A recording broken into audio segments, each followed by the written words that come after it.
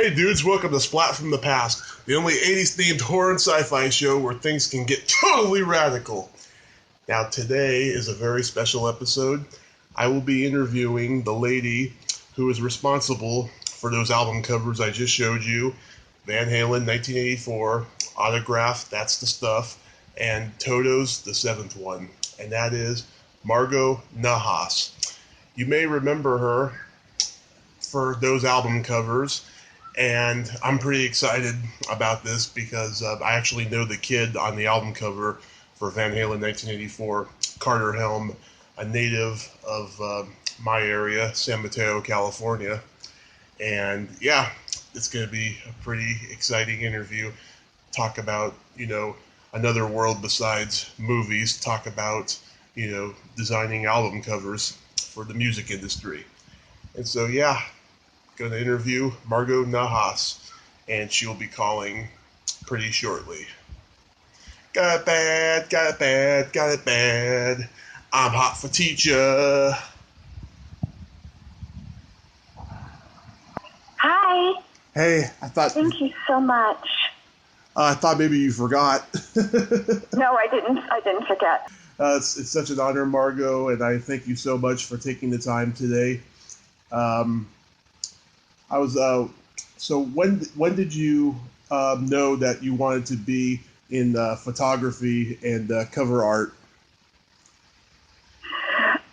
Well, you mean doing illustrations for cover art? Yeah, illustrations. I didn't really know. I wanted to do that until I got my first job. I was really on a direction of just doing sort of fun art for myself. But I went to a commercial art school. It was called Art Center School of Design, or Art Center College of Design. Mm-hmm. And so what I didn't realize is that it was really all about design and designing for, the public. They had a fine art department, but I didn't sign up for fine art.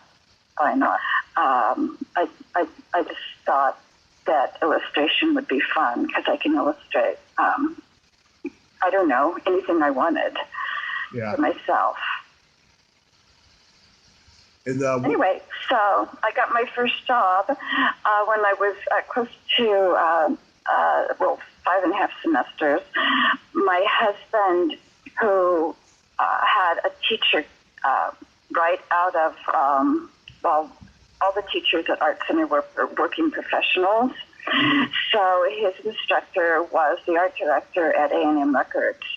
And I'm making my portfolio. I was making my portfolio up, and Jay said, "Do you want to show my instructor your portfolio?" Which is what people do, which is what students do, right, just to make sure they're on the right track and everything. And so I showed him my portfolio, as was at the time, and he said, "Well, I have someone I'd like you to meet." And it happened to be the art director of Warner Brothers Records, Ed Thrasher. Yeah. And he immediately said, "I have someone I'd like you to meet." And it was the manager of Seals and Crofts, the musical group. And so from there, I went to meet her. She liked my work. And he said, "It's a go." And that was it. It was my first album. And it was awesome. Absolutely awesome. Mm-hmm. And where were you originally from? I was originally from Sacramento. Oh, nice. California. I'm just a couple hours away. I know you are. When did you move to LA? I moved to LA in 1969. Mm-hmm. And then I moved, I needed to finish college. My mom was afraid that I would not finish college going to an art school. And so I had to go to my other college that I had been to previously, finish graduate with a 4-year degree and then go back to Art Center. And, Yeah. So I had years and years of college. And during that time, the comedian Phil Hartman was designing album covers. Did you know him? No, I didn't. Oh. We were really new. I don't know, what year was this that you're talking about? Early to mid-'70s. I know. We were pretty new in the field then. And I don't think we knew all we knew is that, all my husband knew is that being an art director at a record agency was the most novel and incredible job that he had ever heard of when he found out that that's what his instructor did for a living. And so I think it was always in the back of his mind after I got my album cover for sure to create album covers.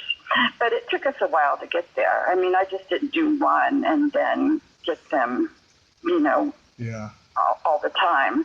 We were doing a lot of magazine work and a lot of logo designs.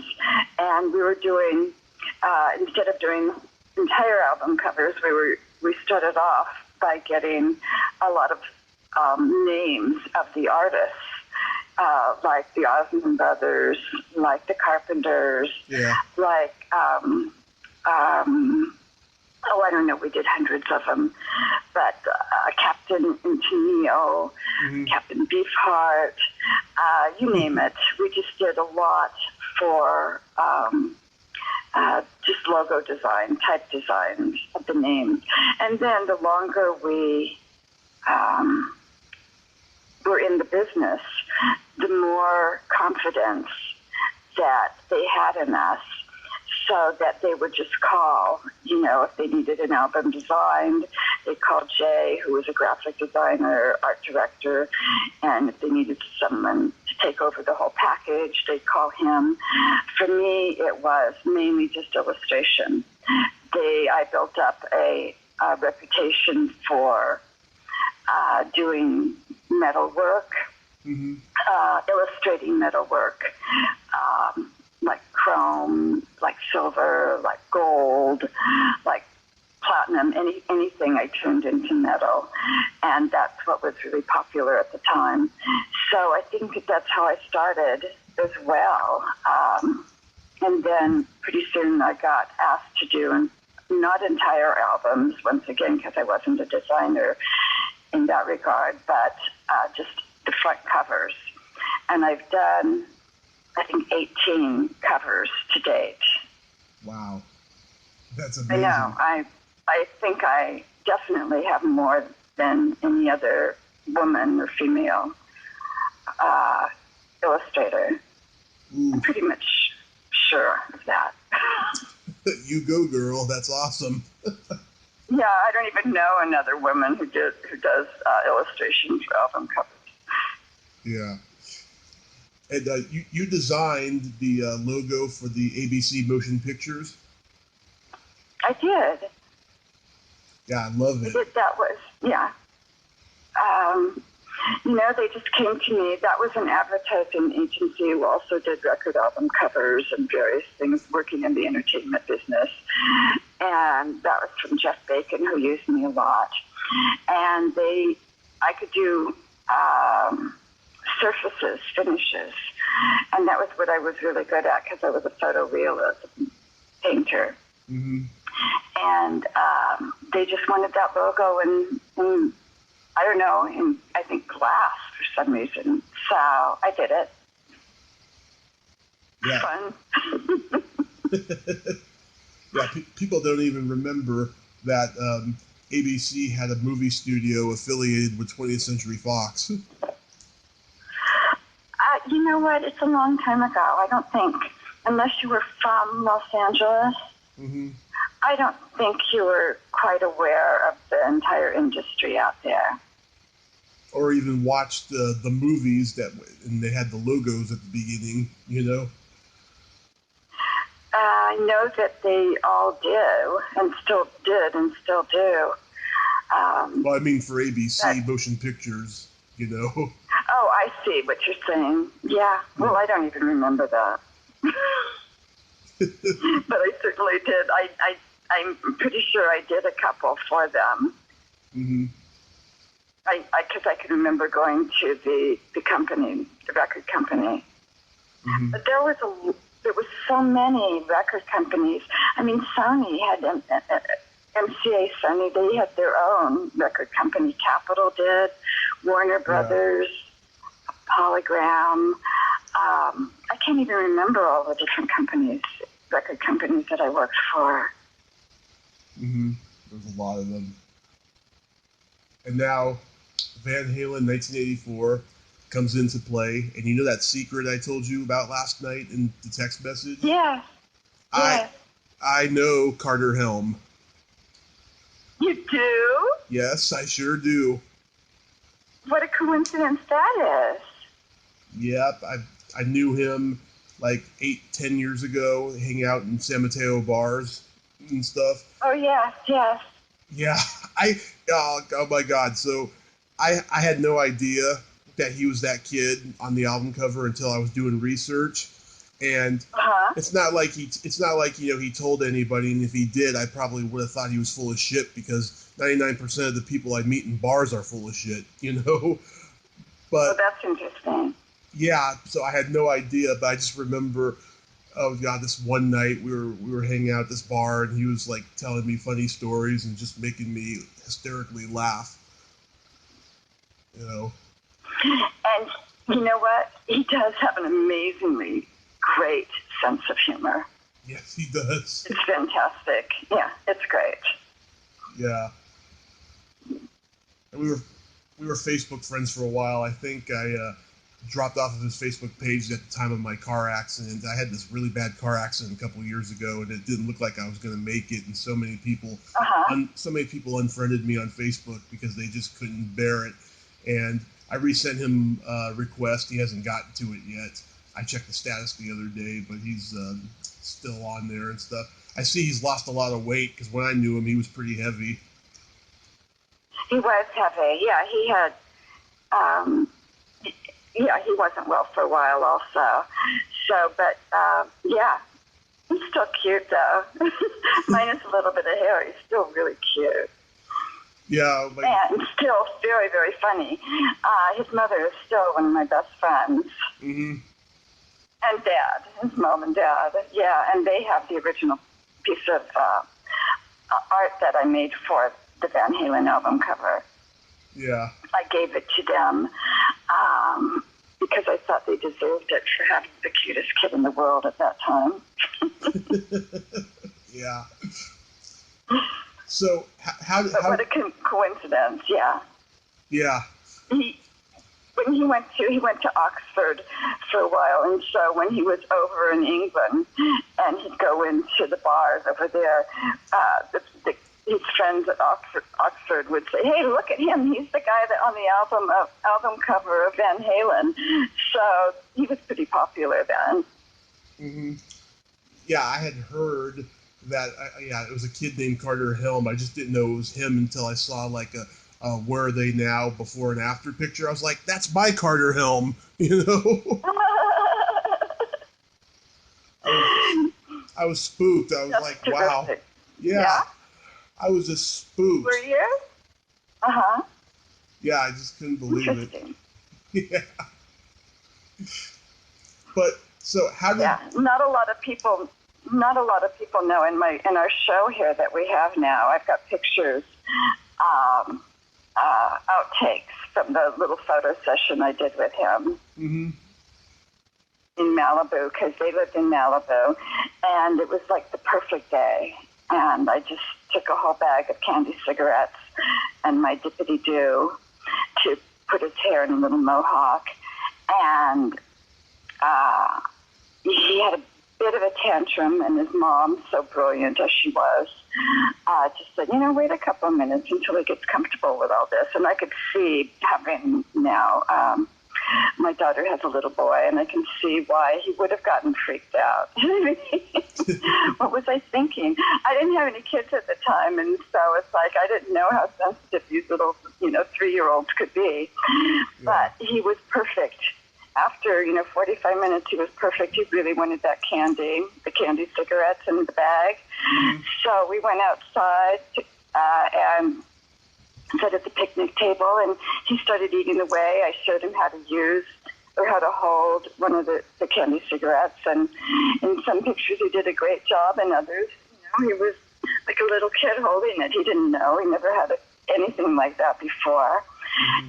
And you know what? The rest is history. It just turned out perfect. And so I was very happy with it.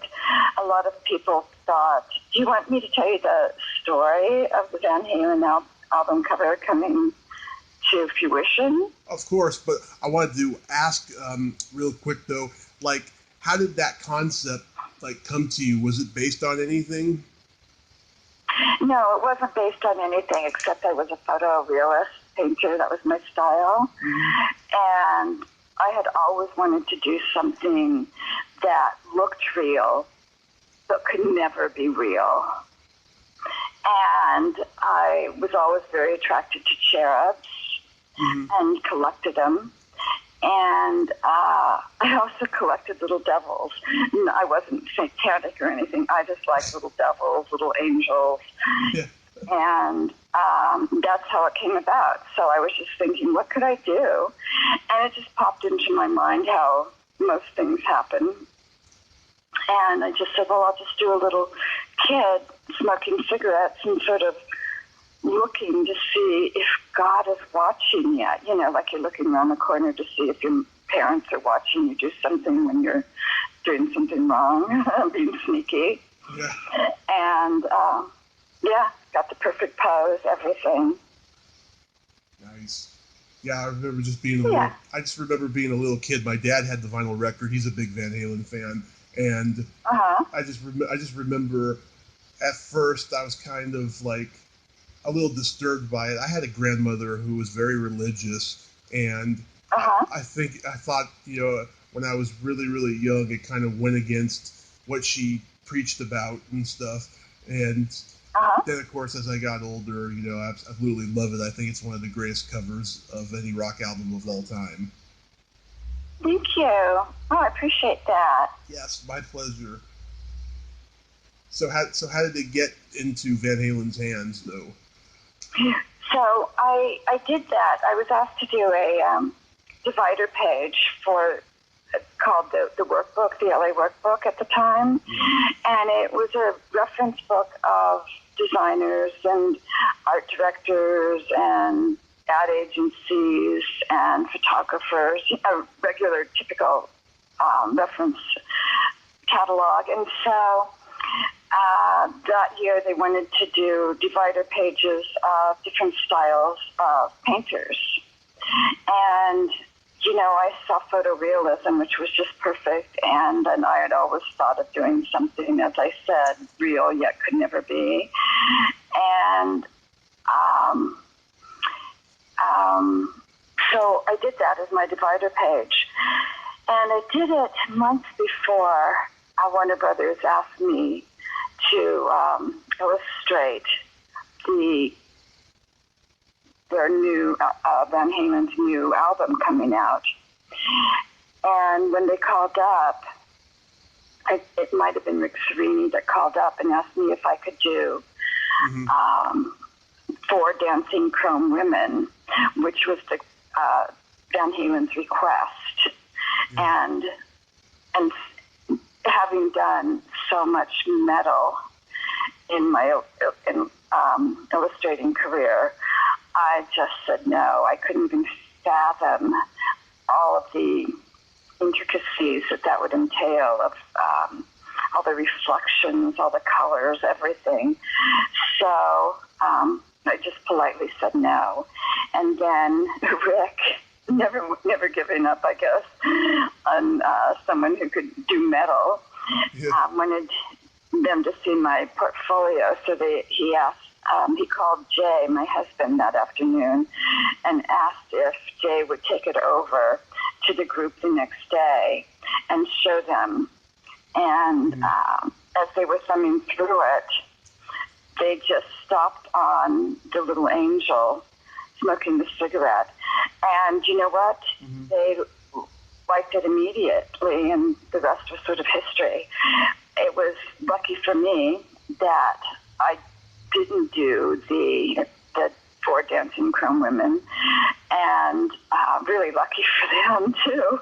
It was really great. It worked out for each of us. Yeah, it sure did. And a lot of people for years, myself included, thought that was David Lee Roth when he was a kid on the cover. I know, and he never denied it, by the way. Yeah. He never denied it, but I've been interviewed enough times, and I do give all the credit to Carter. And it was definitely Carter Helm. Yep, it sure was. In hindsight, yeah, I thought that was Dave when he was young, and I didn't even know that was an actual photo. I thought it was just an illustration drawing, Well, it was an illustration. I took the photo, and it was at a picnic table. So what I do is I just sort of changed everything. Of course, he didn't have wings, and he was on a wooden picnic table, which I changed to marble, and I made the sky look really like idyllic. It was really beautiful. And it was this little angel with his little punk hairstyle. And yes, it's totally an illustration. What you do as a photorealist, you take photographs of what you're going to illustrate, such as, I did so much for Microsoft and for all of these advertising agencies where we didn't have computers then, and a photographer couldn't exaggerate like they would want whatever product they were advertising wanted exaggerated, so they'd hire me to do it, and I would make everything look great. And so that's why photorealists take photographs, is just to help them with the illustration, not to necessarily use it and then Photoshop everything in. Now they may do that, but then we didn't even have computers. Yeah, I mean, it fooled me. It looks like a painting, and it's so nice. I really like that. That's what makes it so beautiful. If it was a photograph, it would not be quite as charming, if I can say that. Mm-hmm. And then did that? I'm sorry. Excuse me. Did that what? Oh yeah. So did that lead to designing the autograph album? That's the stuff. Because I know. No, I think I did the autograph before. You mean the one with the hand, or the one with the full body, or the one with the full body? I am not sure, because I got that from Rick Serrini. I don't know if I did that first, and they saw that. Van Halen saw that, and hence wanted the 4 dancing chrome women. I'd have to look at the dates, and I have no way. Well, I could look at the albums and see what the years are, but I can't remember. But I know I did the hand. Sign in, please. Let me just think for a minute. The first album for Autograph was a hand, right? A chrome hand, right? And that was done in 1984. Yep. That was after the album, so I guess they did the full body. Yeah, like a year or so after that. Yeah, because Autograph opened for Van Halen on that tour in 1984, and I have a friend whose dad saw them. Really? Yeah. Oh, well, that's a little piece of history I didn't know. Oh, yeah. That's why I had to ask if it led to that, because they knew each other, because they're two Pasadena bands. Oh, my goodness. No, I did not know that. Mm-hmm. Although we did, after they used the Autograph album, the Van Halen used the Cherub album, we did go to one of their concerts. So we may have seen it. We may have seen Autograph there too. But I didn't do Autograph the hand until July.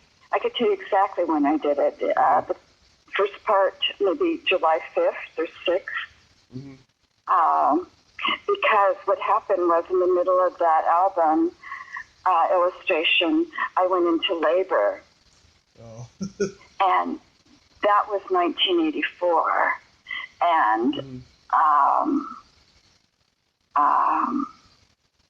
that's when I did July 5th or 6th or 9th. My daughter was born on the 9th, so I didn't finish it. I couldn't finish it.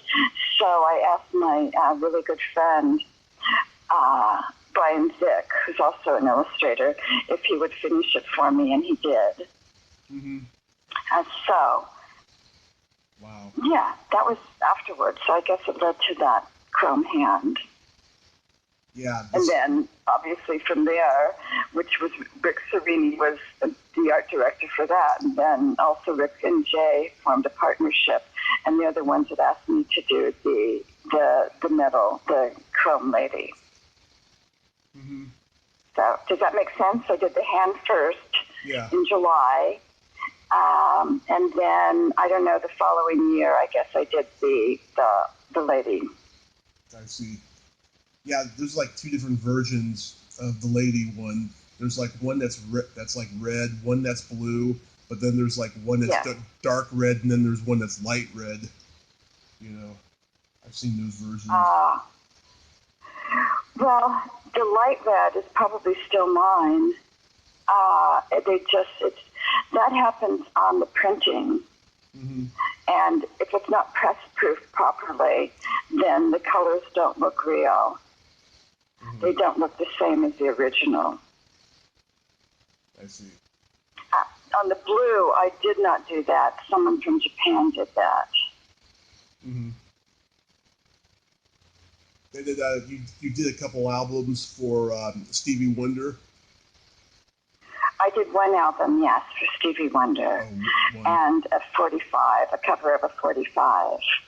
Mm-hmm. And that was fun. I did a lot of work for Motown Records, and that was John Sabalka. He was the art director there, and they were getting ready to do a Stevie Wonder album, and needed a lot of illustrations for it, and they asked my husband and I to do it. Jay did, I guess, the cover of the package. He just sort of said, well, why don't we just do a flower down here and then the name up there, and so on top of it, and so I just did a lot of variations on the name and the orchid, and then I comped it up with all being reliefed, so it was like in Braille, and the illustration was like in Braille, and then we went and had a meeting with Stevie, and of course you could imagine how busy he was, so the meeting was at his office, which was in his Rolls Royce at the time, and he could feel the top of it and know exactly what it was, and he liked it quite a bit. When it was finished, there was Braille on the bottom of the cover, which stated exactly what the album cover was all about, because it was all reliefed, sort of all in Braille at the time. And then on the inside, because it's called The Secret Life of Plants, there was Smell of Flowers, which was great. Yeah, I have to So say. when people opened it, they got this whiff of flowers, which was really novel at the time. Mm-hmm. I have to say it is pretty beautiful. And forgive this bad joke. If Stevie could see it, he would love it too.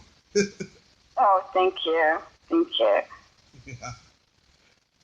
And then you did Toto's The Seventh One.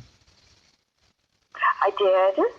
I did Toto the Seventh One, and that was fun. I really enjoyed that because once again it was all textural with, of course, a dagger, or a sword, which was metal, and but it was sitting on some sand, which I really love to do textures. Just let me say that. And you could tell in most of my work, everything is textural. Be it oil, be it a shoe, be it leather, suede, plastic, all of the above. And I like that. And he's one of the God, I can't remember his name, the guy who died in the band. I'm sorry, I'm missing his name. Do you know who it was? Here, I look it up right here. I haven't. Okay. Look it up. Okay. Jeff Porcaro? I'm sorry? Is it Jeff Porcaro? Yeah. Oh, I think it might have been the one who, yes. Was he the drummer? Yes, he died in 1992. Okay. So, he was so nice, and I usually never put out an effort to meet any of the band members of any group that I did an album cover for. And he requested it. So, you know what? He was just delightful. And I told him what I was going to do, and he was thrilled. Absolutely thrilled. Everyone was quite happy with that. Oh, that's good. That's good. Yeah, funny thing is, Toto and Journey, they were both on the Columbia label, and they both did these album covers with all this like surreal imagery on them. I never understood that. They were both, pretty similar sounding, arena rock bands. Interesting. Yeah. So a lot of people ask me if I like the music or if I liked the album. And I got to listen to it before, or while I was doing the illustration. But when I get the job of doing an album cover, the music is not completely recorded by then. They're just trying to get it all done at one time and have an album cover so that they could put the album in, or the record in when it's done being recorded. So I never heard the music of any of the albums before I illustrated them. So what kind of music do you like? You know what? I like quite a bit of music now. Then I was probably listening to Bob Dylan and Neil Diamond and Emmylou Harris and more folk songs. I wasn't into a lot of classic rock and roll. Now I listen to probably the same music, but I love Purple Rain. And let's see, who else did I like? I like many of the individual songs of rock and roll, but I can't say I liked it all in general. But, and I have them on my playlist, so I'm very happy that I have such an eclectic sense of music that I do have. I like a little bit of everything. Yeah, me too. I love mostly classic rock. It's passed on to me from my dad and stuff. Because I'm a big Van Halen fan too, and I like Bob Dylan and Neil Diamond and lots of people and stuff. I'm a big music fan. But as far as passion goes, movies are my thing. But yeah. I like movie soundtracks too. Yeah. that's just orchestration. So I love that as well. Mm-hmm. Absolutely. So you work at jewelry now. What made you want to get into that venture? Well, after doing so many album covers, I went into doing illustrations more so for advertising agencies, and they had deadlines that made it really hard for me, especially after I had children, because a deadline would be on a Monday and they'd give it to me on Friday, which didn't allow me to spend time with my children and my husband together and Jay, because I was always working then. And when I say that Van Halen, The Angel, was the only illustration that I had done for myself in the 20 plus years that I was an illustrator, you can imagine how busy I was. Yeah. And so after, I think my older daughter was 7 years old and my younger one was 5 years old, I started getting a little grumpy and annoyed and irritated that I had to do everything either yesterday or for a following Monday.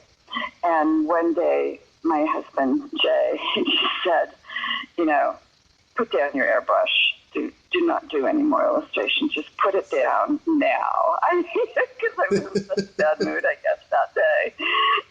And that was it. I put it down, and literally, just now I'm starting to pick it up a little bit. Now that vinyl is coming back, and I'm really hoping to get, at least 2 more albums so I could have 20 and under my belt, as they say. And so I also went into doing, being an artist, you have to do some art all the time because it's also therapeutic. You get everything out when you do a piece of art. And so I got into ceramics then, and I got into making jewelry. And anything else? No, I think just ceramics and jewelry, where it was just for me. I didn't have any deadlines then. It was just fun, something fun to do. But the jewelry started to catch on, and I took a class at Kit Craft, which is in LA. And Mike, who owns Kit Craft, showed me how to do resin making, where you make you take some clay or you take some Sculpey and you make a little sculpture out of it, and anything you want. And you can make, you cast it in silicone, and then no, you don't cast it. You make a mold in silicone of the sculpture, and then you cast it in resin.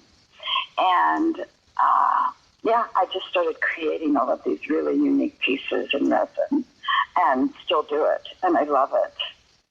Mm-hmm. I can make anything, actually. So having an art background obviously helps, and having a photorealistic background helps because I see everything in my mind that I want to do, and I can sculpt anything. I could look at an angel, say if I want to do that, or I could look at whatever I have in mind, flowers, and I could just do it all, sculpt it all. Mm-hmm, certainly. Anyway, if there's such thing as a God-given talent, that's yours, I have to say. Thank you so much. I think we all have our talents, but that's definitely yours, and it's just lovely. So when did you move to Iowa? Well, I had always wanted to live in the country, always. And we looked all over LA and up and down the coast for property that we could perhaps build a house on that was in the country. And what we found was everything up and down the coast was so expensive, extremely expensive. And so we just rented a house for a while. And then one day I was just taking my daughter, my older daughter, my younger daughter actually, to look at colleges. And she wanted to look at one in, it was Illinois, I think. Mm-hmm. No, wait a minute. I can't remember exactly where it was, but it was in the Midwest. And it was called Washington University. And we were flying, when we were going to fly over, I said, the Midwest, I said, well, we can't fly over without seeing Jay's producer, who used to live in Santa Monica, and decided when he had a child, he would move to Des Moines, because his wife was from there. And at that time also, my husband started doing television commercials. And you have directors have producers that do, all the work for them, as far as finding, once again, makeup artists and photographers and things like that. And so we became really good friends with his name was Ken Winberg. And so we just wanted to go stop and see him and say hi on our way to Washington University. And you know what? I fell in love with Des Moines immediately, absolutely immediately. It was spring, everything was green, all the flowers. They had the planter boxes, and all of downtown was lined in these gorgeous, gorgeous flowers. The sidewalks were full of them, and I just fell in love with it. And so I came back again to visit, and saw that there was a multiple listing for a house on 34 acres on a quarter mile of river out in the country. Mm-hmm. And it was a large timber house. And, I called up Jay, who was in LA, and said, I really love this house. And he said, well, then buy it. And so I did. I showed him pictures of it that night. And that took us to Iowa. And then we were here for several years, living in the country.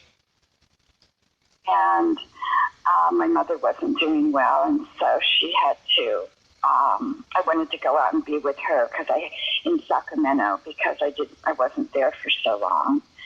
Mm-hmm. And then my daughter, who had moved to Des Moines to be with us, got married and had a baby, and so we decided to move back here. We've made some beautiful friends here as well, so it was easy for us to move back. Nice. So it's been quite a while now. We've been here for a year now, so not too long. Oh, so it's recent. Yes. I was thinking maybe 15, 20 years or something. Oh, no, not at all. We moved here originally in 2004. Mm-hmm. And then moved to Sacramento, I think, in 2013. Mm-hmm. Yeah, I've been here since last April, because my mom needed help paying the rent. She'd come down here when she'd gotten a job, and so I've been here. We're trying to move to Los Angeles so I can further my career in stand-up comedy and stuff. And nice. It's really tough, but I'm just hoping a miracle happens. Sure. You never know. Yeah. Literally, never know. Yeah, literally never know. But Margo, you are such an amazing woman. I thank you so much for your time. Thank you. Thank you for that compliment. And it was my pleasure doing this for you. Absolutely. And can I add you as a friend on Facebook? Absolutely. You could do that too. Awesome. I'm on Instagram more so than Facebook, but please, you're welcome to. Great. I actually just got an Instagram account too, and people are starting to add me to their Instagram and stuff and follow me. Perfect. And if I could put in a little ad for my site, I have, because I had already done the artwork for Van Halen. Right. I mean, because I had already done the artwork for me, actually, I only sold the rights to Van Halen for their album and a T-shirt. So I retained all the rights to the image, Nice. and I sell signed and numbered prints of the image on the internet, and it's called Van Halen 1984 coverart.com. So if anyone would like to purchase a print, and I know I do sell quite a few of them, and I have them in all different sizes. And, you know, there's so many Van Halen fans that they sort of find luckily they find my site. And it's really kind of fun to have photographs of the little angel.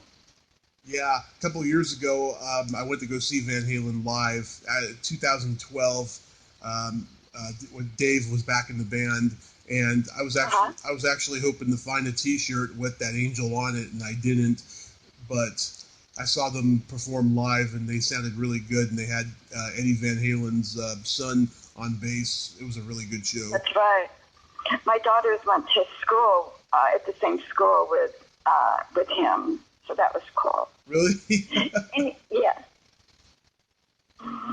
So anyway, well, thank you so much, and yes, I'd love to make friends with you or friend you. Okay. All right? Thank you so much, Margo. Thank you very much.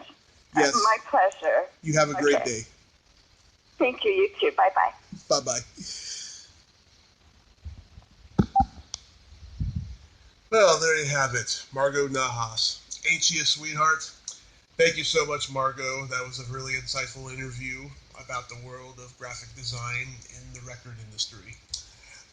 If you like this video, please subscribe to my YouTube channel, add me as a friend on Facebook, join my Tommy Kovac comedian page on Facebook, follow me on Twitter, and all that fun stuff.